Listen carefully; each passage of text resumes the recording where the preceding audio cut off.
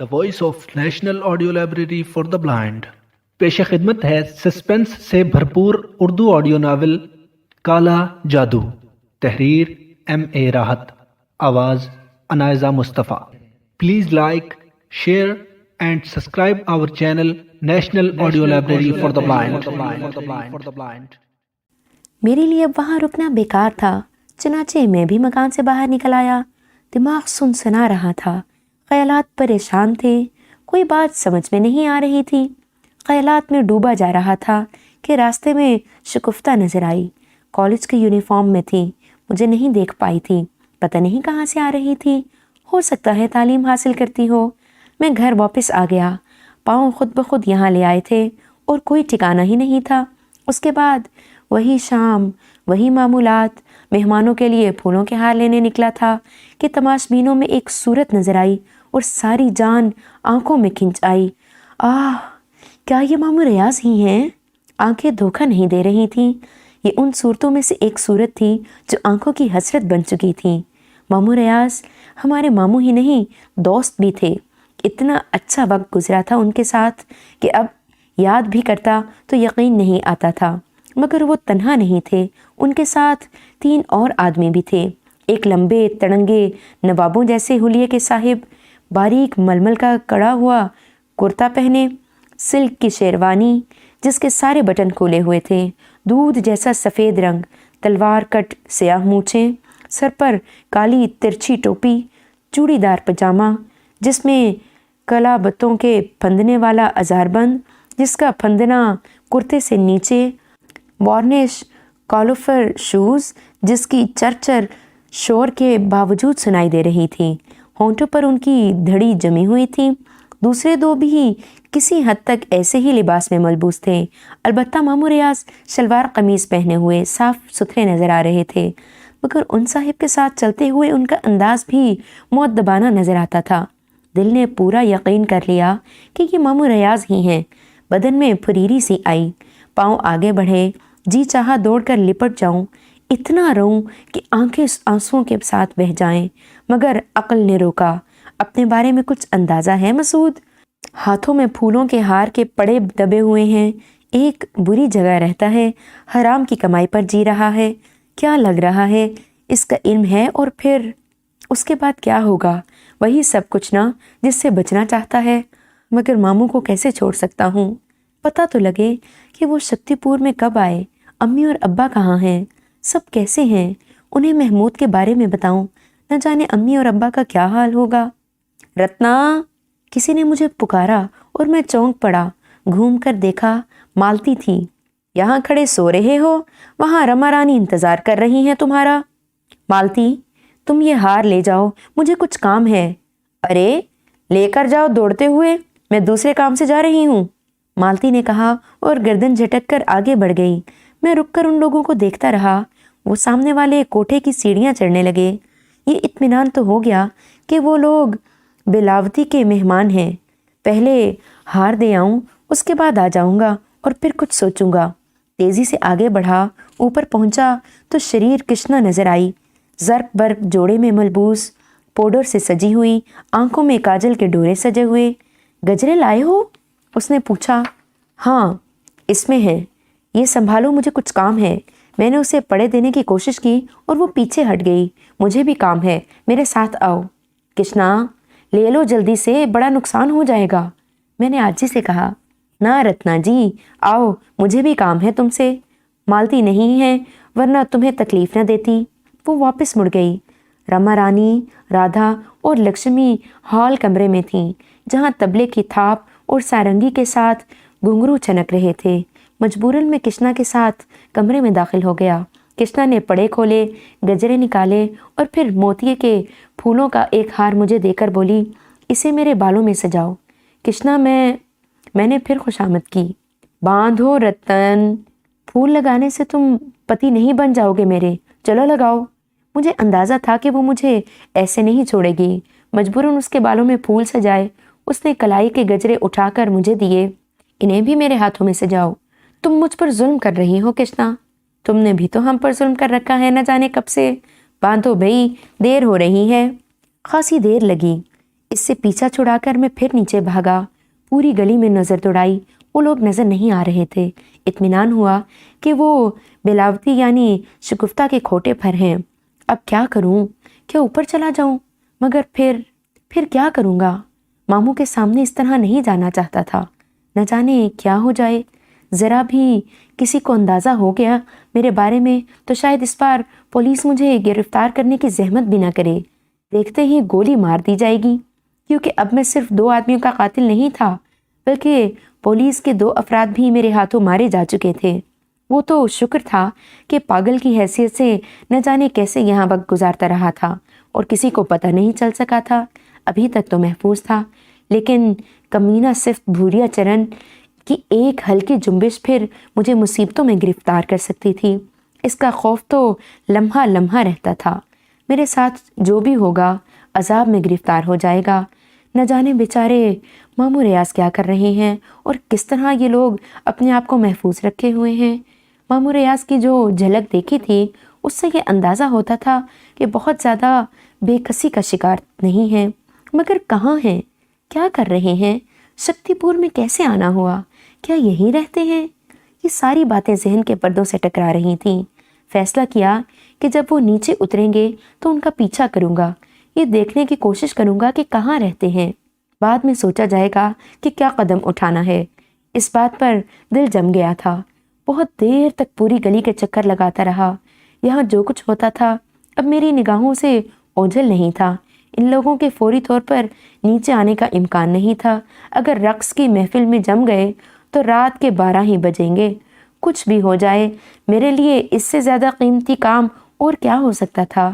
میں فتح محمد پنواڑی کی دکان پر رک گیا اور دکان کے قریب لگے ہوئے بجلی کے کھمبے کے نیچے جو ایک سیمنٹ کا تھڑا سا بنا ہوا تھا اس پر بیٹھ گیا۔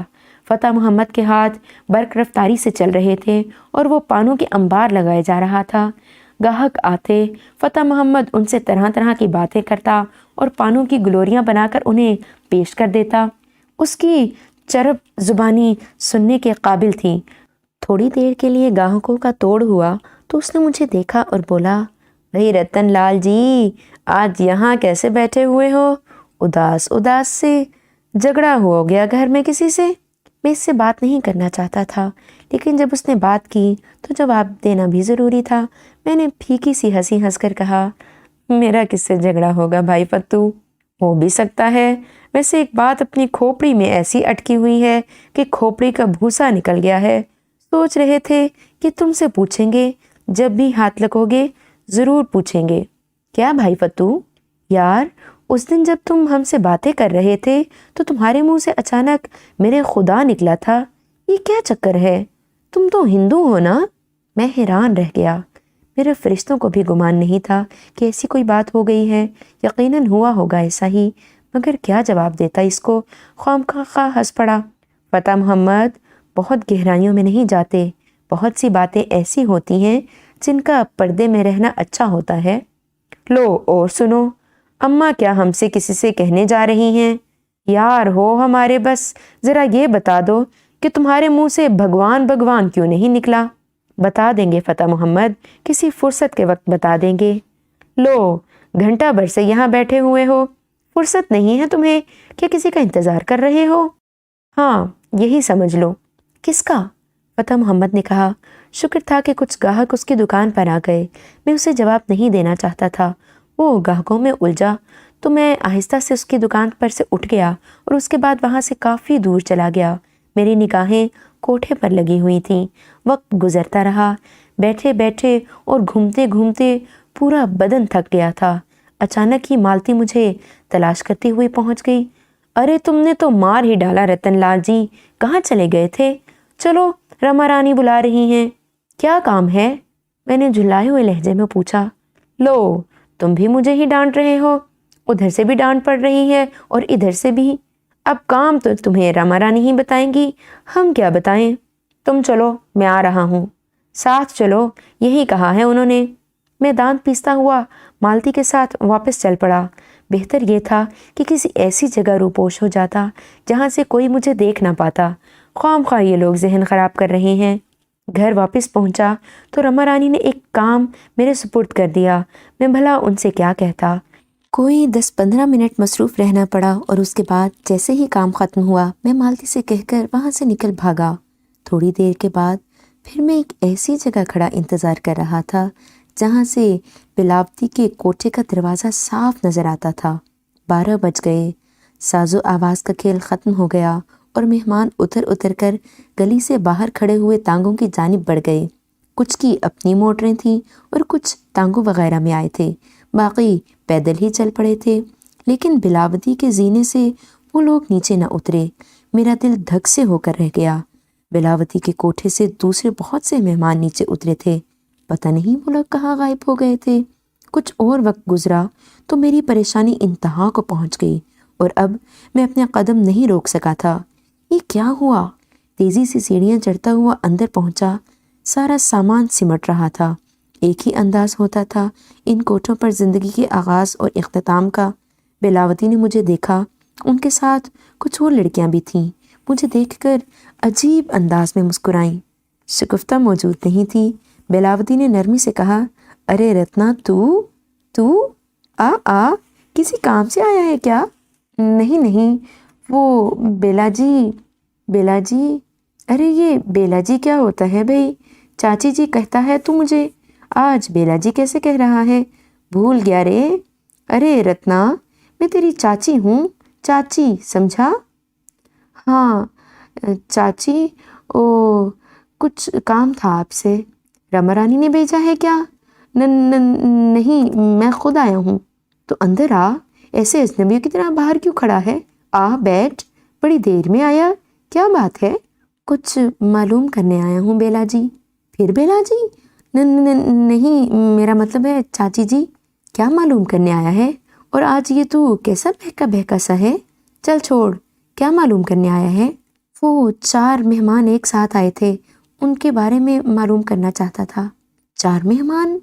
बिलावती ने जहन पर जोर देकर कहा और फिर हंस पड़ी। फिर बोली, यहाँ तो 4 के 4 करके बहुत से मेहमान आए थे। नहीं, वो एक साहिब, तलवार मार का मूछें थी उनकी, काली टोपी पहने हुए थे, कुर्ता शेरवानी और ओह अच्छा, समझ गई। हाँ, कहीं बाहर से आए थे, शायद मुरादाबाद से। कब चले गए? वो तो बहुत देर पहले उठ गए थे। थोड़ी देर बैठे थे, कोई घंटा 1.5 घंटा बैठे होंगे, मगर थे कोई रईस किस्म के आदमी। नाम नहीं पता उनका? पूछा था, नाम नहीं बताया। कहने लगे मुसाफिर हैं, नामों में क्या रखा है, बस फ़न के कदरदान हैं, फ़न देखने आ गए थे। शगुफ्ता को बहुत कुछ दिया है उन्होंने, अच्छे साहिब हैसियत मालूम होते थे। ये आपको कैसे पता चला कि मुरादाबाद के हैं? बस यूं ही उन्होंने खुद ही बताया था। कहने लगे कि मुरादाबाद से आए हैं आपकी धूम सुनकर। हमने नाम भी पूछा मगर बताया नहीं। वो उनके साथ और लोग भी थे। हाँ, सब उनके मसाहिब मालूम होते थे, कुछ अच्छे खासे नवाब वगैरह लगते थे, रईस आदमी थे। क्या वो, मेरा मतलब है, वापस मुरादाबाद चले गए? ले, मुझे क्या मालूम, मगर तुझे उनकी खोज क्यों लगी है? नहीं चाची, बस ऐसे ही अजीब लोग थे, न जाने क्यों जाने बेचाने से लग रहे थे, मालूम करना चाहता था कि कौन है। बिलावती ने गहरी निगाहों से मुझे देखा और बोली, ले, मुझे क्या मालूम था, पता चल जाता तो नाम पता भी पूछ लेती उनका। अब इतना तो तुझे पता ही है, यहाँ न जाने कौन कौन आता है, बड़े बड़े 30 मार खान होते हैं इनमें, मगर हमें उनकी 30 मार खानी से क्या लेना। हमें तो बस इतना ही काम होता है उनसे, जितनी ज़रूरत हो आ बैठ, कुछ खाए पिएगा? नहीं चाची, बहुत बहुत शुक्रिया, मैंने मायूसी से कहा। दिल रो रहा था। यकीनन इन दोनों लम्हात में से कोई लम्हा उनके जाने का हो सकता था जब मुझे घर वापस जाना पड़ा था। सब पर गुस्सा आ रहा था। किश्ता ने मुझे फूलों में उलझा लिया था और मालती मुझे बुलाने आ गई थी। हाँ, बहुत ही बुरा हुआ, बहुत ही बुरा, पूरी तरह निडाल हो गया था। दिल पर एक बोझ सा लिए वापस आया और अपने कमरे में आकर पड़ रहा। ये तो बहुत बुरा हुआ। क्या मामू रियाज भी उनके साथ मुरादाबाद से आए थे? मुरादाबाद, लेकिन फ़ौरन ही मुरादाबाद चले तो नहीं गए होंगे। شکتی پور میں نہ جانے کہاں ٹھہرے ہوں گے۔ بہرحال شکتی پور بھی اتنی چھوٹی جگہ نہیں تھی کہ میں ایک ایک گھر میں جھانک کر انہیں تلاش کر سکتا۔ ہاں، میری بد نصیبی نے میرا ساتھ نہیں چھوڑا تھا۔ اگر ہمت کر کے ماموں ریاض سے مل ہی لیتا تو کیا ہو جاتا؟ جو ہونا ہے وہ تو ہر قیمت پر ہی ہوگا۔ ایک بار پھر وہ میرے ساتھ ہی نکل گئے تھے۔ جی چاہا کہ دیوانہ وار باہر نکل جاؤں، گلی گلی کوچے کوچے میں ماموں ریاض پکارتا پھروں، لیکن اس سے کیا ہوگا؟ شکتی پور میں زیادہ اچھے ہوٹل تو نہیں تھے، لیکن وہ نواب قسم کے آدمی تھے۔ ہو سکتا ہے کہ کسی ہوٹل ہی میں ٹھہرے ہوں۔ ایک دم سے اٹھ کر بیٹھ گیا۔ یہ فیصلہ کیا کہ ہوٹلوں کے چکر لگاؤں، معلوم کروں، لیکن نام پتہ بھی تو معلوم نہیں تھا۔ دیوانگی ہی تھی میری۔ میں ماموں ریاض کو پھر سے کھو بیٹھا تھا، لیکن ماموں ریاض آخر وہ یہاں کیسے آئے؟ وہ تو ان چکروں میں کبھی نہیں تھے۔ یہ اندازہ تو ضرور ہو رہا تھا مجھے کہ وہ شوقین صاحب جو عجیب سا حلیہ بنائے ہوئے تھے ماموں ریاض کو لائے ہوں گے اپنے ساتھ، ورنہ ماموں ریاض تو بڑے نیک فطرت آدمی تھے، لیکن وہ مجبور کیسے ہو گئے؟ بہت سی باتیں ذہن میں چکرا رہی تھیں، لیکن جواب کسی بات کا نہیں مل رہا تھا۔ بڑا دکھ ہوا تھا مجھے اپنی اس حماقت پر۔ زیادہ سے زیادہ یہ تو کیا جا سکتا تھا کہ ماموں ریاض کا پیچھا کر کے ان کے ٹھکانے کا پتہ لگا لیا جاتا اور پھر ان سے مل لیتا۔ دل میرے مختلف سوالات کے جواب ہی دے رہا تھا۔ ہو سکتا ہے ماموں ریاض سے ملنے کے بعد صورتحال کچھ اور زیادہ پریشان کن ہو جاتی۔ وہ مجھے نہ چھوڑتے، گھر لے جاتے، امی اور ابا کے پاس لے جاتے، اور پھر میں ان کے ساتھ رہتا اور وہ مصیبتوں کا شکار ہو جاتے۔ ہاں، جو کچھ ہوا بہتر ہی ہوا۔ میں نے ٹھنڈی سانس لے کر سوچا۔ ماں باپ کو، بہن بھائی کو یاد کر کے آنکھوں میں آنسو بھر آئے تھے۔ یہ آنسو نہ جانے کب تک تکیہ بھگوتے رہے تھے، اور میں بھیگے ہوئے تکیے پر رخسار رکھ کر سو گیا۔ آنسوؤں کی ٹھنڈک خواب آور بن گئی تھی۔ صبح دل بڑا بوجھل تھا۔ سارا دن بے کیف گزرا۔ شام ہوئی، رات ہو گئی، لیکن اب میری قوت برداشت جواب دے گئی تھی۔ اس سے زیادہ یہاں رکنا ممکن نہیں تھا۔ مجھے اندازہ ہو گیا تھا کسی سے رشتہ قائم ہو جائے، کسی سے ٹوٹ جائے، لیکن بھوریا چرن مجھے نہیں چھوڑے گا، کہیں نہیں چھوڑے گا۔ وہ ہر جگہ پہنچ سکتا ہے۔ مجھے اپنے کام پر آمادہ کرنے کے لیے وہ ہر گر آزما سکتا ہے۔ یہاں بہت سے لوگ تھے، ہر ایک کا اپنا معاملہ تھا، کسی کو بھی میری وجہ سے نقصان پہنچ سکتا تھا۔ البتہ ایک اندازہ میں بارہا لگا چکا تھا، بھوریا چرن نے اب تک صرف ان لوگوں کو صفحہ ہستی سے مٹایا تھا جو میری کہانی سے یا اس سے واقف تھے، یا جو میرے اس مسئلے کے لیے کچھ کرنے پر آمادہ ہوئے تھے۔ جن لوگوں کو اس بارے میں کچھ نہیں معلوم ہوتا تھا وہ محفوظ رہتے تھے۔ پھر بھی خطرہ تو رہتا تھا۔ یہاں مجھے بہت سی پریشانیاں تھیں۔ ضمیر اس ماحول کو برداشت نہیں کر رہا تھا۔ یہ لوگ کچھ بھی تھے، میرے حق میں برے نہیں تھے۔ اگر میری وجہ سے انہیں نقصان پہنچا تو کچھ نہیں کر سکوں گا ان کے لیے۔ شگفتہ اور کشنا کا معاملہ تھا، پولیس تھی، نہ جانے کیا کیا تھا۔ یہاں سے اب نکل جانا چاہیے، آخری فیصلہ کر لیا۔ بہت وقت گزرا تھا یہاں عالم بے ہوشی میں، اور اس عالم بے ہوشی میں رما دیوی کے احسانات بھی تھے مجھ پر۔ جانے سے پہلے ان کا شکریہ ادا کرنا ضروری تھا۔ ایک کاغذ اور قلم تلاش کیا اور میں لکھنے بیٹھ گیا۔ میں نے لکھا، رما رانی جی، بڑے فخر سے، بڑے مان سے میں آپ کو ماتا جی کہہ سکتا ہوں۔ اس دن آپ نے کہا تھا کہ میں ہوش میں آؤں گا تو اس جگہ کو برا سمجھوں گا اور یہاں سے چلا جاؤں گا۔ میں اس وقت ہوش میں آ چکا تھا، سب کچھ جان چکا تھا، سب کچھ سمجھ چکا تھا۔ رما جی، اس دنیا کو میں نے بہت زیادہ نہیں دیکھا۔ جتنا دیکھا ہے وہ مجھے بتاتا ہے کہ ماں کسی شکل میں ہو، ماں ہوتی ہے۔ میرا مسئلہ کچھ اور ہے۔ میں ایک مسلمان لڑکا ہوں اور اپنی غلطی کاریوں کے عذاب سے گزر چکا ہوں۔ میں جہاں جاتا ہوں وہاں میری نحوست میرے سرپرستوں کو نقصان پہنچاتی ہے۔ کئی بار کا تجربہ ہے، اور اب میں اس گھر میں اپنی نحوستیں نہیں چھوڑنا چاہتا، اس لیے یہ گھر چھوڑ رہا ہوں۔ اگر میں ان نحوستوں کو شکست دے سکا تو ایک بار عقیدت کے پھول لے کر آپ کے گھر ضرور آؤں گا اور آپ کو بھری محفل میں ماں کہہ کر پکاروں گا، کیونکہ آپ اس قابل ہیں کہ آپ کو ماں کہا جائے۔ آپ کا بدنصیب بیٹا، رتن۔ یہ کاغذ تہہ کر کے تکیے پر رکھا۔ باہر نکلا تو مالتی نظر آئی۔ میں نے اسے روکا۔ مالتی، کچھ پیسے ہیں تمہارے پاس؟ کتنے رتن جی؟ 2-4 ہزار۔ یہ 2 ہزار ہیں، اور لا دوں؟ نہیں، بس کافی ہیں، میں نے کہا اور پیسے جیب میں ڈال کر باہر نکل گیا۔ بہت افسردہ تھا۔ دنیا کے لیے یہ بہت بری جگہ ہے، لیکن مجھے یہاں بہت پیار ملا تھا، بڑی اپنائیت ملی تھی۔ دل دکھ رہا تھا اس جگہ کو چھوڑتے ہوئے۔ سیدھا ریلوے اسٹیشن کا رخ کیا اور جو پہلی ٹرین آئی اس میں بیٹھ گیا، یہ معلوم کیے بغیر کہ یہ کہاں جا رہی ہے۔ ریل میں طرح طرح کے لوگ بیٹھے ہوئے تھے، ہمیشہ ہی ہوتے تھے۔ یہ میرا پہلا سفر تو نہیں تھا۔ یہ سب مجھ سے کتنے مختلف ہیں۔ بے شک ان کے ساتھ مسائل ہوں گے، لیکن مجھ سے مختلف۔ یہ ان کا حل تو پا سکتے ہیں، میری مشکل کا کوئی حل تو دور دور تک نہیں ہے۔ میرے ذہن میں تو کوئی راستہ ہی نہیں تھا، نہ جانے میری انتہا کیا ہے۔ اب تو درد ہی دوا بنتا جا رہا ہے۔ اتنی مشکلیں آ گئی تھیں زندگی میں کہ آنے والی کسی مشکل کا خوف باقی نہیں رہ گیا تھا۔ ہاں، اتنا ضرور کر سکتا تھا کہ کسی اور کو اپنی مشکل کا شکار نہ ہونے دوں، اور یہ کر رہا تھا میں۔ ان مشکلات میں جینا سیکھ رہا تھا، مگر ان محبتوں کا کیا کرتا جو دل کے گوشے میں جا گزی تھیں۔ ان پیاروں کو کیسے بھول سکتا تھا جن کے ساتھ ہوش کی صبح ہوئی تھی۔ سچی بات ہے کہ اب تو زندگی سے دلچسپی ہی نہیں رہ گئی تھی۔ مجھ پر بہت سے مقدمے قائم تھے۔ ہو سکتا ہے اب تو مجھ پر کوئی انعام بھی رکھ دیا گیا ہو۔ گرفتار ہو جاؤں تو کچھ برا بھی نہیں ہوگا، مگر وہ منحوس مجھے مرنے تو دے۔ آنکھوں میں غنودگی سی آ گئی، شاید کچھ نیند کے جھونکے بھی آئے تھے۔ قریب بیٹھے ہوئے ادھیڑ عمر شخص نے ہمدردی سے ایک طرف سرکتے ہوئے کہا، نیند آوت رے بیرا، لو لیٹ جاؤ، سو جاؤ، ہم جاگت رہیں۔ نہیں بابا جی، شکریہ، آپ کو تکلیف ہوگی۔ نہ پت، نہ، کاہے کی تکلیف، سفر ہے کتنا، کٹ جائے گا، لیٹ جاؤ۔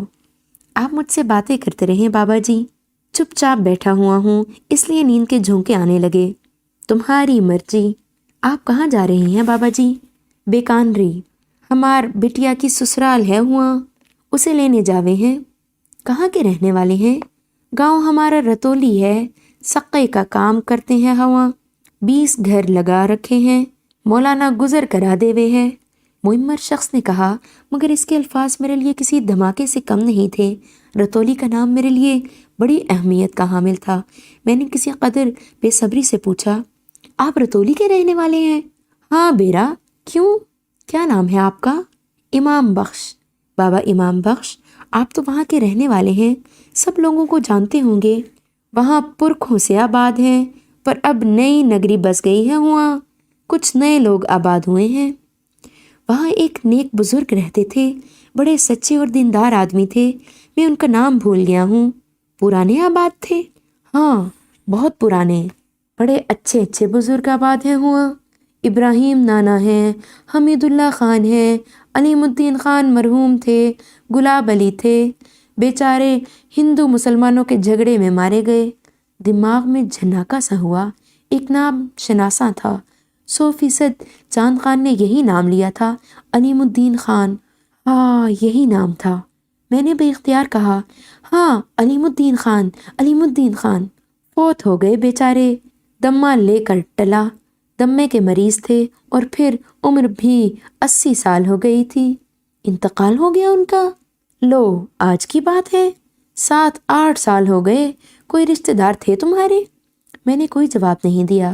عجیب سی کیفیت ہو رہی تھی، روشنی اندھیرا، روشنی اندھیرا، یہی ہوا آج تک۔ وہاں ایک پرانی مسجد تھی جس میں کسی نامعلوم بزرگ کا مزار تھا۔ بالآخر میں نے کہا، اسی پر تو جھگڑا چلا تھا۔ کمزاد ہریا لال نے سرکار سے 8 بیگھہ زمین خریدی تھی، اور پرانی مسجد کی زمین بھی اسی زمین کے بیچ آ گئی تھی۔ ہریا لال وہاں آبادی کرنا چاہتا تھا، سو اس نے مسجد پر بھی نظر ڈالی، اور مسلمان اٹھ کھڑے ہوئے۔ بس بھیا، لٹ چلے، سر کھلے، 6 آدمی مارے گئے، 4 مسلمان، 2 ہندو، پولیس آ گئی، جھگڑا بہت بڑا، پھر مقدمہ چلا اور فیصلہ ہریال لال کے حق میں ہو گیا۔ جس کی لاٹھی اس کی بھینس، سرکار بھی انہی کی۔ وکیلوں نے کہا کہ مسجد پرانی ہے اور مسلمان اسے استعمال بھی نہیں کرتے، اس لیے ہریا لال کو اجازت دے دی جائے کہ وہ اپنی زمینوں کو استعمال کرے۔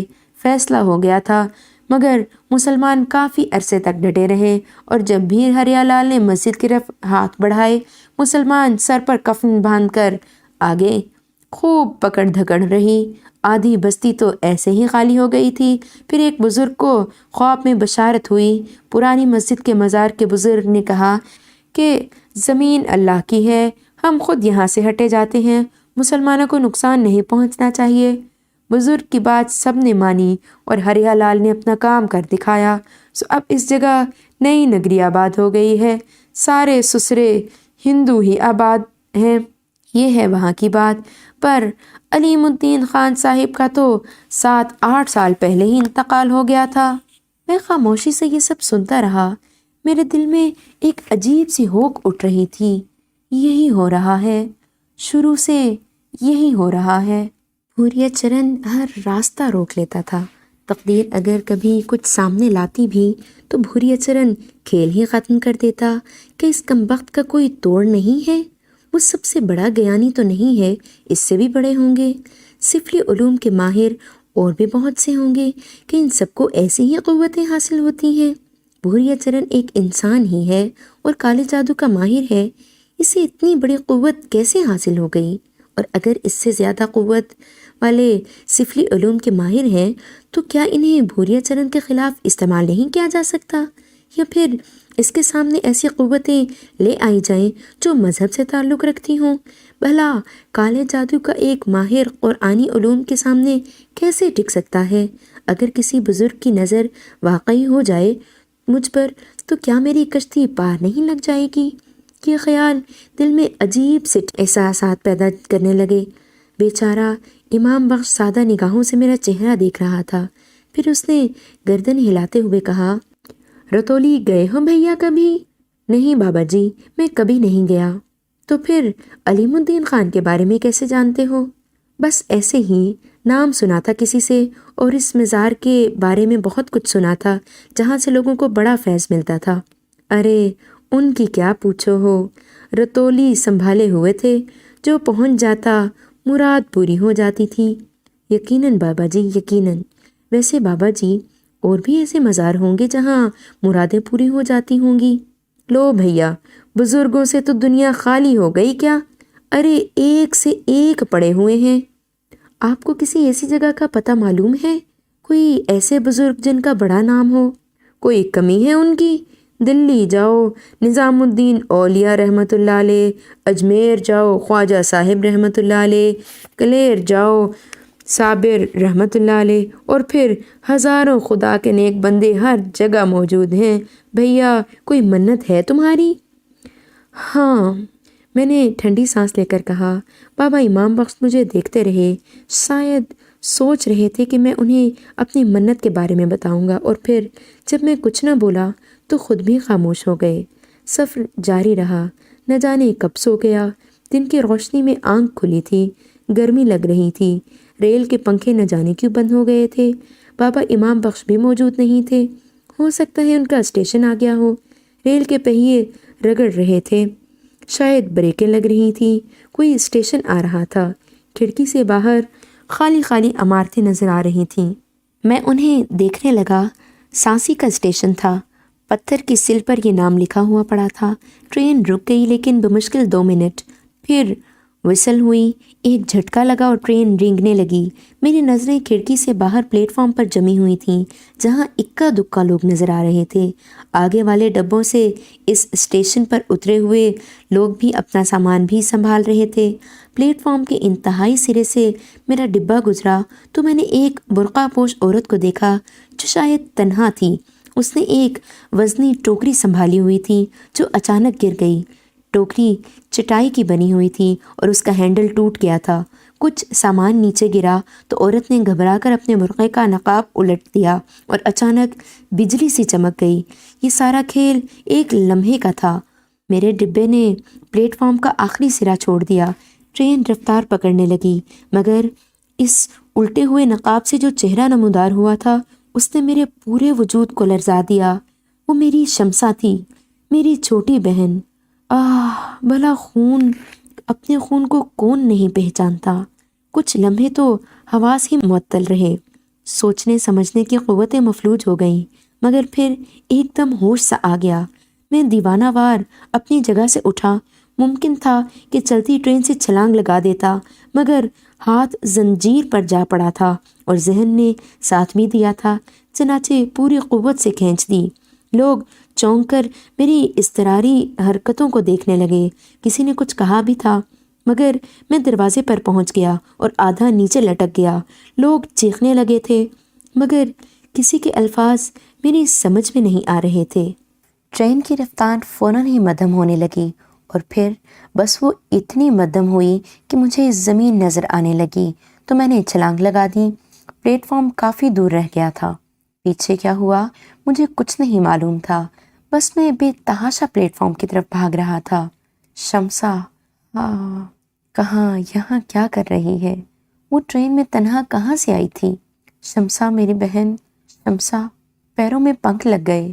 خاصا فاصلہ تھا، مگر میں نے برق رفتاری سے طے کر لیا اور پلیٹ فارم پر پہنچ گیا۔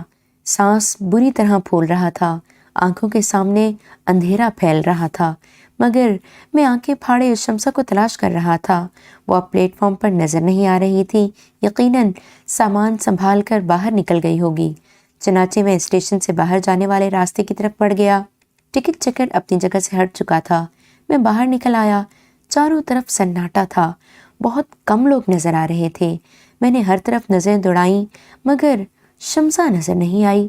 کچھ فاصلے پر دو تانگے کھڑے ہوئے تھے، ایک آگے تھا اور دوسرا اس کے کچھ پیچھے۔ تانگے والا نیچے کھڑا گھوڑے کے شانے سہلا رہا تھا۔ میں اس کے قریب پہنچ گیا۔ ابھی یہاں تم نے کسی لڑکی کو دیکھا؟ میں نے پھولے ہوئے سانس کے ساتھ پوچھا اور تانگے والا منہ پھاڑ کر مجھے دیکھنے لگا۔ ایک لڑکی برقع پہنے ہوئے تھی، ہاتھ میں ٹوکری تھی۔ میں نے پھر کہا، ہاں جی، تانگے والا بولا۔ کہاں، کدھر گئی؟ میں نے پھر کہا، ہمارے کو کیا معلوم جی۔ اوہ، تم کہہ رہے تھے تم نے اسے دیکھا ہے۔ دیکھا تو ہے جی، مگر وہ کدھر گئی ہمیں کیا معلوم۔ پیدل گئی ہے؟ نہیں جی، سجو کے تانگے میں گئی ہے۔ اوہو، تو یہ کہو، چلو تم بھی چلو۔ میں اس کے تانگے پر چڑھ گیا اور تانگے والا حیرانی سے مجھے دیکھنے لگا۔ عجیب بے وقوف آدمی ہو، چلتے ہو یا میں تمہارا تانگا لے جاؤں؟ ارے نہیں جی، مگر جاؤ گے کہاں؟ وہ اچک کر تانگے پر چڑھ گیا اور اس نے گھوڑے کی لگامیں سنبھال لیں۔ آگے بڑھو، میں نے غرا کر کہا اور تانگے والا گھوڑے کو ٹکٹکانے لگا۔ سڑک پتلی تھی، نہ ہموار تھی، سرخ اینٹوں سے بنی ہوئی جو زیادہ تر جگہ جگہ سے ٹوٹی ہوئی تھی، اور اس جگہ پر گھوڑوں کی لید نظر آ رہی تھی۔ دو رویہ دکانیں اور عمارتیں نظر آ رہی تھیں، بھدی، بدنما اور پلاسٹر سے محروم، مگر دور دور تک سناٹا تھا اور آگے جانا والا تانگا ابھی تک نظر نہیں آیا تھا۔ میں نے تانگے والے کے شانے پر ہاتھ رکھا اور وہ اچھل پڑا۔ میرے رویے اور انداز سے وہ کچھ خوفزدہ ہو گیا تھا۔ کیا بات ہے جی؟ اس نے سہمی ہوئی آواز میں پوچھا۔ معاف کرنا دوست، وہ برقع پوش لڑکی میری بہن ہے، مجھ سے بچھڑ گئی ہے اور بہت دن کے بعد وہ مجھے نظر آئی ہے، اس لیے میں پریشان ہو گیا ہوں۔ ذرا تانگے کی رفتار تیز کر کے سجو کے تانگے کو پکڑو، جتنے پیسے مانگو گے دوں گا۔ اچھا جی۔ اس نے ایک طرف اڑسا ہوا سانٹا نکال لیا اور پھر گھوڑے کو ہدایات دینے لگا۔ یہ سڑک سیدھی گئی ہے؟ چوراہے تک جی۔ اوہ، ذرا جلدی چلو کہیں وہ دور نہ ہو جائے، میں نے بے چینی سے کہا، اور تانگے والے نے پھر گھوڑے سے گفتگو شروع کر دی، مگر گھوڑے سے اس کے تعلقات زیادہ بہتر نہیں معلوم ہوتے تھے، اس لیے گھوڑا اس سے تعاون نہیں کر رہا تھا۔ ہم چوراہے پر پہنچ گئے اور تانگے والے نے ایک جائز سوال کر دیا، آپ کدھر چلوں جی؟ میں کیا جواب دیتا، بس آنکھیں پھاڑنے لگا۔ تانگے والے نے خود ہی یہ مشکل حل کر دی۔ وہ جا رہا ہے سجو کا تانگا۔ میں اچھل پڑا، کہاں؟ وہ ادھر گیا ہے، دور ہے۔ تو چلو نا، کہیں اوجل نہ ہو جائے، میں نے کہا، اور تانگے والے نے گھوڑے کو چابک لگانے شروع کر دیے۔ خدا خدا کر کے میں نے بھی سجو کا تانگا دیکھا، وہ بھی اس لیے کہ اس کی رفتار سست ہو گئی تھی۔ پھر ہم اس وقت پہنچے جب وہ رک گیا۔ برقع پوش لڑکی کی ایک جھلک میں نے دیکھی، وہ ایک مکان کے دروازے سے اندر داخل ہو گئی تھی۔ میں گہری سانس لے کر نیچے اتر گیا۔ تانگے والے کو میں نے ایک نوٹ دیا تو وہ بولا، پھوٹے نہیں ہیں جی؟ جاؤ بھائی، خدا کے واسطے جان چھوڑو، میں نے دونوں ہاتھ جوڑ کر کہا اور آگے بڑھ گیا۔ شمسہ اس سامنے والے مکان کے دروازے سے اندر داخل ہوئی تھی اور اسی دروازے کی دوسری طرف، اس کے دوسری طرف یقیناً میرے ماں باپ ہوں گے۔ آنکھیں ترس گئی تھی ان کی صورتوں کو، اب تو ان کے چہرے بھی دھندلا گئے تھے۔ شمسہ میری روح، ماموں ریاض، امی ابا، یہ بیچارے میری وجہ سے کس طرح دربدر ہوئے ہیں۔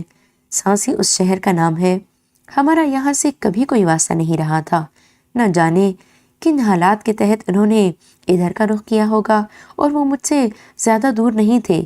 کیسے جاؤں گا ان کے سامنے؟ کیا ہوگا وہاں جا کر؟ کیسے بلکیں گے وہ؟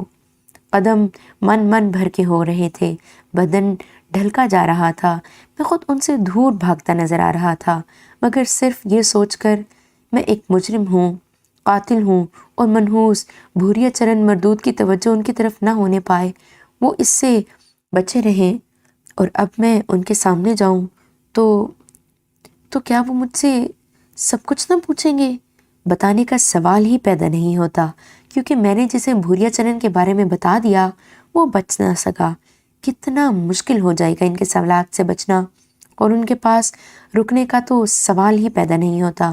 ان سے ملوں گا، دل ہلکا کروں گا، بس اتنا کہوں گا ان سے کہ وہ میرے لیے دعا کرے، خدا سے میری مشکل دور کرنے کے لیے گڑ گڑائیں۔ میں اس عذاب سے نکلا تو ان کی خدمت کروں گا، ورنہ وہ مجھے صبر کر لیں۔ ہاں، محمود کی خیریت انہیں ضرور بتا دوں گا، ماموں ریاض کے بارے میں پوچھوں گا کہ وہ کس کے ساتھ شکتی پور گئے تھے۔ یہ سارے خیالات ان چند قدموں کا فاصلہ طے کرتے ہوئے دل میں آئے تھے۔ عجیب تشنجی کیفیت ہو رہی تھی، نہ جانے کس طرح دروازے کی زنجیر بجائی، ایک بار، دوسری بار، تیسری بار، پھر دوسری طرف کچھ آہٹیں سنائی دیں، زنجیر ہلی اور میری روح میری آنکھوں میں آ گئی۔ اب ابا کا چہرہ نظر آئے گا، امی ہوں گی یا شمسہ، مگر دروازہ کھلا تو ان میں سے ایک چہرہ بھی آنکھوں کے سامنے نہیں تھا۔ وہ ایک بریش بزرگ تھے، لمبی سفید داڑھی، سفید کپڑے، چہرے پر نرمی تھی۔ جی میاں، کس سے ملنا ہے؟ وہ محفوظ میاں، یہاں ہم رہتے ہیں، نیاز اللہ ہے ہمارا نام، یہاں کوئی محفوظ نہیں رہتے۔ امی، شمسہ، میری آواز رند گئی تھی اور نیاز اللہ چونک کر مجھے دیکھنے لگے۔ کچھ عجیب سا انداز تھا ان کا، جیسے میری کیفیت پر غور کر رہے ہوں۔ میرے چہرے پر مایوسی کی گہری لہریں چڑھ گئی تھیں، آنسو تھے کہ آنکھوں میں امڈے آ رہے تھے، حلق بند سا ہوا جا رہا تھا، سارے تصورات چکنا چور ہو گئے تھے۔ یہ چند قدم کا فاصلہ تو میں نے خوابوں کے محل بنا کر طے کیا تھا۔ دل نے یقین کر لیا تھا کہ ماں باپ کا چہرہ نگاہوں کے سامنے ہوگا، مگر یہ سب کچھ کہاں سے آئے ہیں میاں؟ سانسی کے رہنے والے ہیں یا کہیں باہر سے آئے ہیں؟ بزرگ نیاز اللہ نے بدستور نرم لہجے میں پوچھا، اور میں ایک بار پھر چونک پڑا۔ اگر میرے ماں باپ اس گھر میں نہیں رہتے تو شمسہ یہاں کہاں سے آئی؟ میں نے بزرگ کے عقب میں اندر جھانکتے ہوئے کہا، جناب، یہاں ابھی میری بہن آئی ہے، شمسہ ہے اس کا نام، سیاہ برقع اوڑے ہوئے تھی، ہاتھ میں چٹائی کی بنی ہوئی ایک ٹوکری تھی، اور وہ میری بچھڑی ہوئی بہن ہے۔ ریلوے اسٹیشن پر میں نے اسے دیکھا، لیکن دور نکل چکی تھی۔ میں نے زنجیر کھینچ کر ریل روکی اور نیچے کود پڑا۔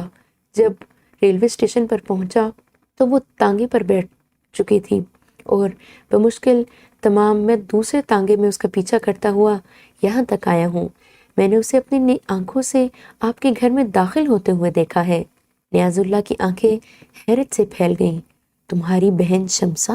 جی، وہ ابھی برقعے میں ملبوس، مگر وہ تو میری بیٹی عزیزہ ہے، اپنے خالہ کے ہاں گئی تھی، 1 ماہ کے بعد واپس یہاں آئی ہے۔ ہو سکتا ہے تمہیں غلط فہمی ہوئی ہو۔ اچھا، یوں کرو، آؤ اندر آؤ، آ جاؤ، جھجکنے کی ضرورت نہیں۔ میں ہچکچایا تو نیاز اللہ صاحب نے میرا ہاتھ پکڑ لیا اور دروازے سے اندر لے گئے۔ چھوٹا سا صحن، اس کے بعد برآمدہ جس کے اندر 3 کمروں کے دروازے اور نہ جانے کیا کیا۔ برآمدے میں ایک تخت پڑا ہوا تھا جس پر دری اور سفید چادر بچھی ہوئی تھی، ایک طرف चौकी बिछी हुई थी जिस पर जाय नमाज रखी हुई थी। जाय नमाज पर हज़ारा तस्बीह रखी हुई थी। बुजुर्ग मुझे बरामदे में ले आए और तख्त पर बैठने का इशारा किया। फिर उन्होंने आवाज़ लगाई, अजीज़ा, अजीज़ा बेटी, ज़रा बाहर आओ। आई अब्बा जान, कपड़े बदल रही हूँ, जवाब मिला। बुजुर्ग खुद भी मुझसे कुछ फासले पर तख्त पर बैठ गए। वो बदस्तूर मेरा जायज़ा ले रहे थे और मेरे चेहरे पर बिखरे हुस्न व मलाल से मुतासिर मालूम होते थे। फिर उन्होंने कहा, मियाँ कहाँ से आ रहे हो? शक्तिपुर से। ओहो अच्छा, मगर तुम्हारी बहन कैसे बिछड़ गई तुमसे? अभी उनका सवाल ख़त्म ही हुआ था कि दरमियानी दरवाजे से एक लड़की अंदर दाखिल हुई। सफ़ेद शलवार कमीज़ में मलबूस, अच्छे खदोखाल, उम्र तकरीबन 26-27 साल, मगर ये चेहरा शमसा का नहीं था। खदोखाल भी नहीं मिलते थे। फिर न जाने क्या हुआ था, मुझे उसके चेहरे पर शमसा का धोखा क्यों हुआ था? हाँ, कुछ गलती हो गई, यकीनन कोई गलती हो गई। मैंने शमसा को ही देखा था। हो सकता है इस बेवकूफ़ तांगे वाले ने, मगर नहीं। लड़की मुझे देखकर एकदम ठटक गई। उसने वापस दरवाजे के अंदर जाना चाहा, लेकिन नियाजुल्लाह की आवाज़ उभरी, आ जाओ बेटी, आ जाओ। लड़की ठठकती हुई बरामदे में आ गई। मेरी निगाहें झुक गईं। नियाजुल्लाह साहिब मुस्कुरा कर बोले, मियाँ फैसला करो, ये तुम्हारी शमसा है या हमारी अजीज़ा? मैं जल्दी से तख्त से नीचे उतर गया और शर्मिंदा लहजे में बोला, मैं बेहद शर्मसार हूँ, इंतहाई मुआफ़ी चाहता हूँ, मुझसे गलती हुई है। अरे तो उठकर खड़े क्यों हो गए हो? हमारी अजीज़ा अगर तुम्हारी बहन शमसा बन जाए तो हमें तो कोई एतराज़ नहीं है। क्या बात है अब्बा मियाँ, कौन है ये? स्टेशन से तुम्हारा पीछा करते हुए आए हैं, बल्कि तुम्हारी वजह से अपना सफ़र खोटा कर चुके हैं। मैं समझी नहीं अब्बा मियाँ। स्टेशन पर आप बुर्का ओढ़े हुए थीं, आपके हाथ में एक टोकरी थी जिसका एक हैंडल टूट गया था। क्या ऐसा हुआ था? जी हाँ, ऐसा हुआ था, लड़की ने कहा, और मेरे दिल में उम्मीद की आखिरी शम्मा भी बुझ गई। ये ख्याल आया एक लम्हे के लिए कि तांगे वाले की गलत रहनुमाई की वजह से मैं यहाँ आ गया हूँ। हो सकता है शमसा किसी और साथ निकल गई हो, मगर टोकरी के वाक़े का एतराफ़ इस बात की ज़मानत थी कि मेरी आंखों ने ही धोखा खाया।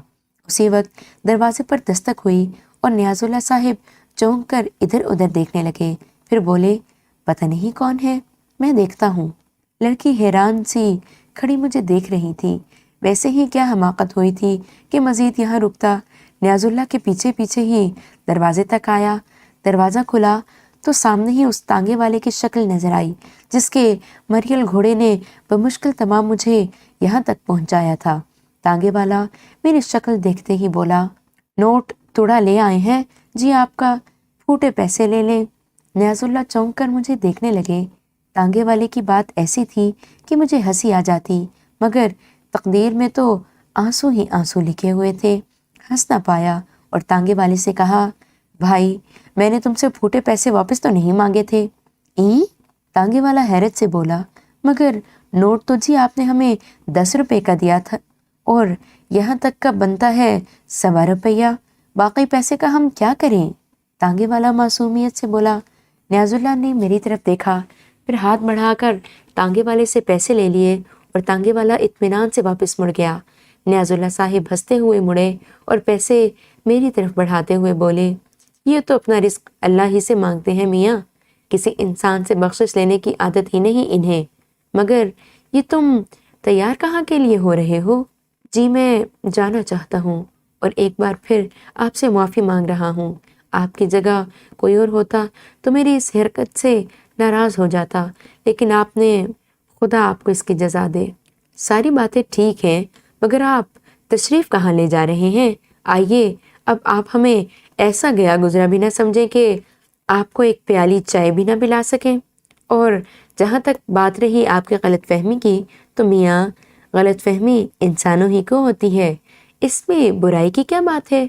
बल्कि हमें तो अफसोस है कि आपका नुकसान हुआ। न जाने कहाँ तक का टिकट होगा, यहाँ उतरना पड़ गया, अब वापस जाओगे तो नया टिकट लेना पड़ेगा। मैंने जल्दी से जेब से टिकट निकाल कर नियाजुल्लाह साहिब के सामने कर दिया ताकि अपनी सुनाई हुई कहानी की तस्दीक कर दूं। نیاز اللہ صاحب نے ایک بار پھر میرا ہاتھ پکڑا اور مجھے واپس لا کر تخت پر بٹھا دیا۔ لڑکی ابھی تک اپنی جگہ کھڑی ہوئی تھی۔ نیاز اللہ نے اس سے کہا، عزیزہ بیٹی، تھکی ہوئی تو ہوگی، لیکن ہم جانتے ہیں کہ ہمیں ناشتہ کرائے بغیر تمہیں نیند نہیں آئے گی، اور پھر اب تو ہمارے مہمان بھی آئے ہیں، چنانچہ ہو جائے ذرا جلدی سے تیاری۔ انڈے نعمت خانے میں رکھے ہیں اور تمہارے ہاتھوں کے بے مثال پراٹھے، میاں نامعلوم مزہ نہ آ جائے تو ہمارا ذمہ۔ اماں، اچھا بیٹھو، تکلف پر تکلف کیے جا رہے ہو۔ میاں لکھنؤ کے ہو کیا؟ بیٹھو بھائی بیٹھو، کم از کم اپنا نام تو بتا دو۔ کچھ ایسا عجیب لہجہ تھا ان کا، ایسی اپنائیت اور محبت تھی کہ حلق میں پھنسا ہوا گولا پھٹ بہا اور نہ جانے کس طرح آنسوؤں کے ساتھ سسکیاں ابل پڑیں۔ عزیزہ جو دروازے کی جانب مڑنے ہی والی تھی، ٹھٹک کر رک گئی۔ نیاز اللہ بھی حیران رہ گئے تھے، مگر میں کیا کرتا؟ نہ جانے کیوں میں نے اس لڑکی کو شمسہ کے روپ میں دیکھا تھا اور میرا وجود تو بالا ہو کر رہ گیا تھا۔ پھر نہ جانے دل میں کیا کیا، آس لیے اس دروازے تک کا فاصلہ طے کر لیا تھا۔ برسوں کے بچھڑے ہوں کو دیکھنے کی آس بند گئی تھی، لیکن نیاز اللہ اور عزیزہ مجھے تعجب سے دیکھتے رہے۔ ان کے سامنے اس طرح روتے ہوئے سخت شرمندگی ہو رہی تھی، لیکن بند ٹوٹ گیا تھا، بہاؤ رو کے نہ رک سکا۔ دونوں ہاتھوں سے چہرہ چھپا لیا، پھر بھی برداشت نہ ہو سکا تو تیزی سے دروازے کی سمت دوڑا اور دروازہ کھول کر باہر نکل آیا۔ اس عالم میں سڑکوں پر بھاگنا بڑا عجیب سا تھا، خود کو سنبھالنا ضروری تھا۔ سامنے ہی ایک بڑکا ایک درخت نظر آیا جس کا تنا بے حد چوڑا تھا۔ اس کی آڑ میں رک گیا، ادھر ادھر دیکھا۔ ویسے بھی سانسی بہت بڑی جگہ نہیں تھی، آبادی بھی بہت زیادہ نہیں تھی، چنانچہ اس وقت بھی آس پاس لوگ نظر نہیں آئے اور یہاں مجھے کافی سکون ملا۔ درخت کے تنے سے ٹیک لگا کر بیٹھ گیا، آنسو خشک کیے۔ بھوریا چرن کے خلاف دل میں جو نفرت تھی وہ انتہا کو پہنچی ہوئی تھی۔ کیا کروں اس کمبخت کا، کیا کروں؟ ہمیشہ ایسی چوٹ دیتا ہے کہ دل سینے سے باہر نکل آئے۔ یقینی طور پر وہ بھی میرا نظری دھوکہ تھا۔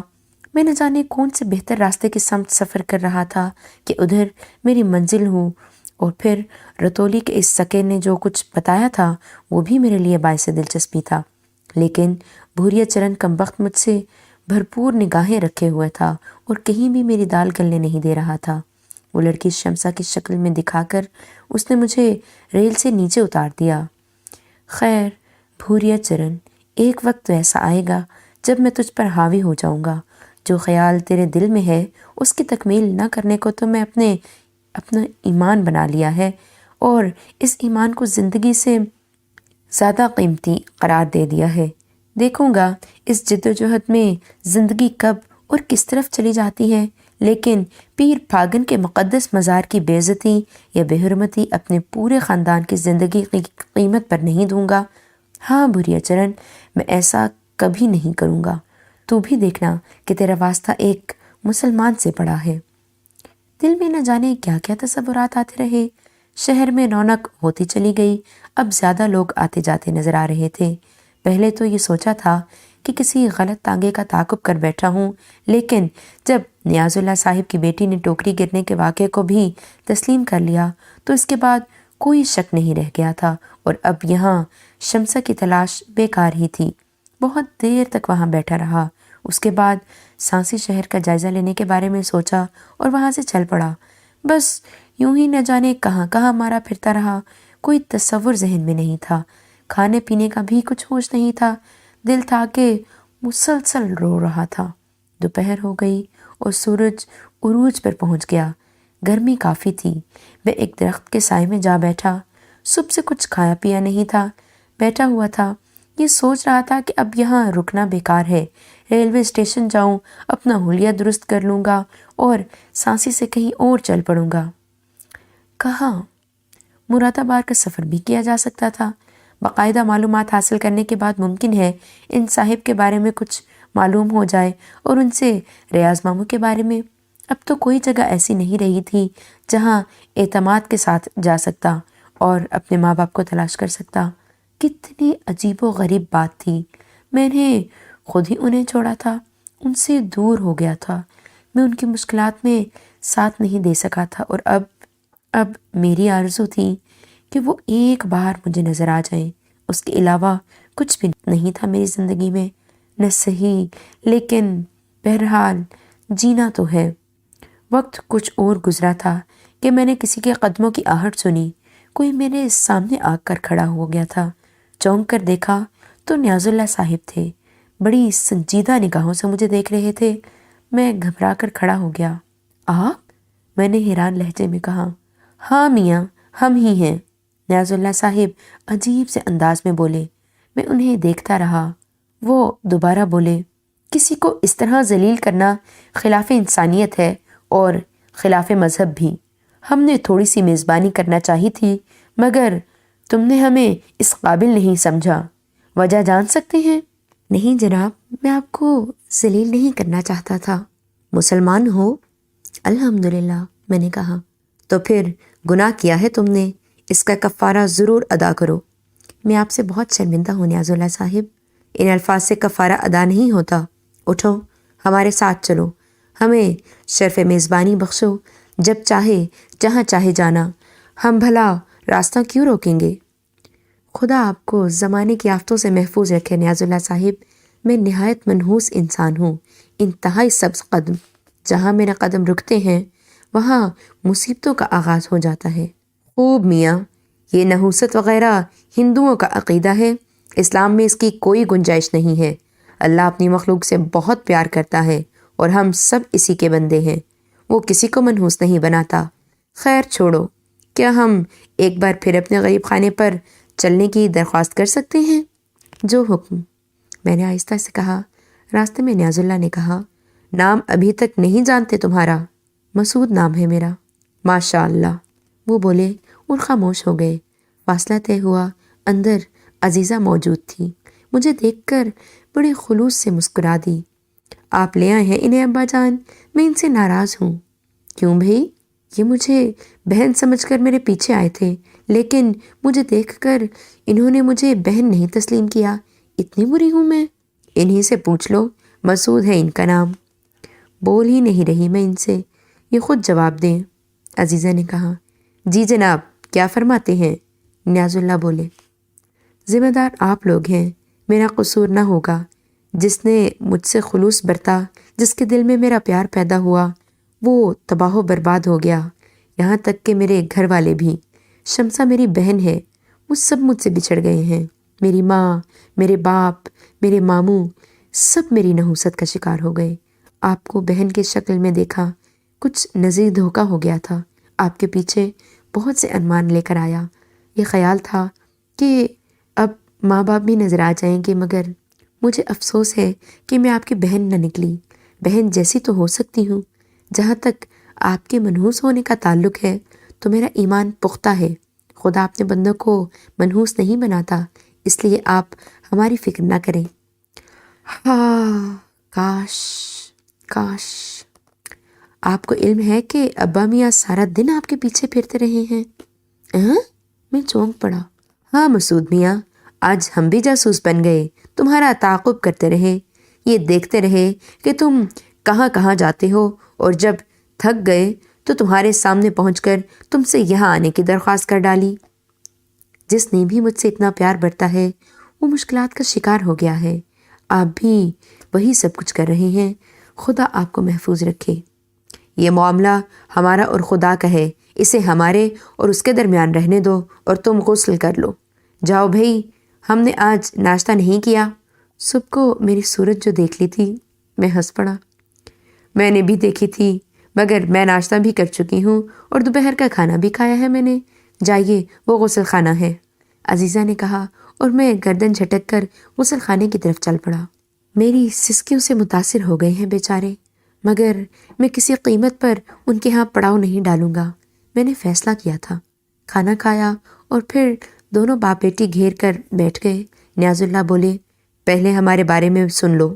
ہمارا نام نیاز اللہ ولد ضمیر اللہ ہے، سانسی ہی میں پیدا ہوئے، پلے بڑے۔ گو ہم نے آدھا ہندوستان دیکھا ہوا ہے، لیکن قیام یہی رہا۔ ہمارے والد ضمیر اللہ صاحب کے پاس کچھ زمینیں تھیں جن سے کفالت ہوا کرتی تھی۔ بعد میں وہ زمینیں ہمیں منتقل ہو گئیں اور ہم ان کی دیکھ بھال کرنے لگے۔ شادی ہو گئی، والد صاحب اور والدہ صاحبہ کا انتقال ہو گیا۔ ان کے اکلوتے تھے، جس کی وجہ سے تنہا رہ گئے، پر خود ہی کچھ بزرگوں کی کرم فرمائی سے شادی وغیرہ کا سلسلہ ہوا۔ شادی ہو گئی، مگر اہلیہ بہت عرصے تک ہمارا ساتھ نہ دے سکیں اور اپنی ایک نشانی چھوڑ کر اس دار فانی سے کوچ کر گئیں۔ ہم نے اپنی تمام تر محبتیں اپنی بیٹی عزیزہ کو سونپ دیں اور ہم باپ بیٹی زندگی گزارنے لگے، لیکن بیٹیوں کا ساتھ کچا ہوتا ہے۔ عزیزہ بیٹی کی شادی کی ہم نے اور بالکل ہی تنہا رہ گئے۔ تقدیر نے عزیزہ کے شوہر کو زندگی کی مہلت نہیں دی اور وہ اللہ کو پیارے ہو گئے۔ عزیزہ صرف 6 ماہ سہاگن رہ کر بیوہ ہو گئیں اور اس کے بعد انہوں نے دوسری شادی کرنے سے انکار کر دیا۔ ہم نے بھی ڈھلتی ہوئی عمر کے پیش نگاہ زمینیں فروخت کر دیں اور کچھ ایسی جائیداد خرید لی جس سے کرایہ وغیرہ حاصل ہو سکے۔ اب یہاں یہ چھوٹا سا گھر ہے، ہم باپ بیٹی ہیں اور یاد اللہ ہے، بس اس کے علاوہ زندگی کا کوئی اور مصرف نہیں۔ اس سے تمہیں یہ اندازہ ہو گیا ہوگا کہ ہماری زندگی کیا ہے، اور اس کے بعد ہم یہ حق رکھتے ہیں کہ تم سے تمہارے بارے میں پوچھیں۔ یہ بے بسی، یہ یاسیت تم پر کیوں طاری ہے؟ دیکھو میاں، گریز نہ کرنا، تمہیں اندازہ ہے کہ انسان ہی انسان کا دوست بھی ہوتا ہے اور دشمن بھی، لیکن ہمیں دوستوں میں تصور کرو۔ باقی رہا جہاں تک تمہارے وہم کا تعلق، تو ہو سکتا ہے تمہارے تجربات تمہیں یہ احساس دلاتے ہوں۔ ہمارا مسئلہ ذرا مختلف ہے۔ ہاں، البتہ تمہیں ایک آزادی ضرور دی جاتی ہے، وہ یہ کہ اگر کچھ بتانے سے خود تمہیں نقصان پہنچے تو پھر ہم تمہیں مجبور نہیں کریں گے، لیکن خواہش مند ہیں اس بات کے کہ تم ہمیں اپنے بارے میں بتاؤ کہ چراغ سے جلتے ہیں۔ ہو سکتا ہے تمہاری مشکل کا کوئی حل ہمارے پاس ہو۔ اس بات سے انکار نہ کرنا، کیونکہ قدرت پریشانیوں کو دور کرنے کے لیے راستے متعین کرتی ہے، اور ان راستوں سے گریز کا مطلب ہے کہ پریشانیوں کو خود پر نازل رکھا جائے۔ میں اس مختص شخص کا چہرہ دیکھتا رہا۔ الفاظ تو سمجھ میں آنے والے تھے، لیکن میرے تجربات کچھ اور ہی کہتے تھے۔ کچھ دیر تک خاموش رہا۔ عزیزہ نے کہا، ابا میاں، یہ ہمیں اس قابل نہیں سمجھتے، آپ انہیں مجبور نہ کریں۔ کتنی کوششیں کر چکے ہیں آپ، انہوں نے ہمیں اپنا سمجھ کر ہی نہیں دیا۔ رہنے دے ابا میاں، ہمارا فرض ہے کہ ان کی خدمت کریں، اور جب تک یہ یہاں رہنا مناسب سمجھیں ان کی خاطر مدارت کریں۔ غیر واقعی کبھی اپنے نہیں ہوتے۔ میں نے عزیزہ کی طرف دیکھا اور آہستہ سے بولا، عزیزہ بہن، آپ براہ کرم ایسی باتیں نہ کریں۔ میں تو محبتوں کو ترسا ہوا انسان ہوں، میں تو اپنے بھرے پرے گھر سے محروم ہو چکا ہوں، میں کسی سے گریز کیا کروں گا؟ ہاں، یہ میرا تجربہ ہے کہ جس نے بھی مجھ سے محبت کا اظہار کیا، مصیبت کا شکار ہوا۔ اگر آپ مصیبتیں خریدنا چاہتی ہیں تو مجھے اپنی زبان کھولنے پر اعتراض نہیں،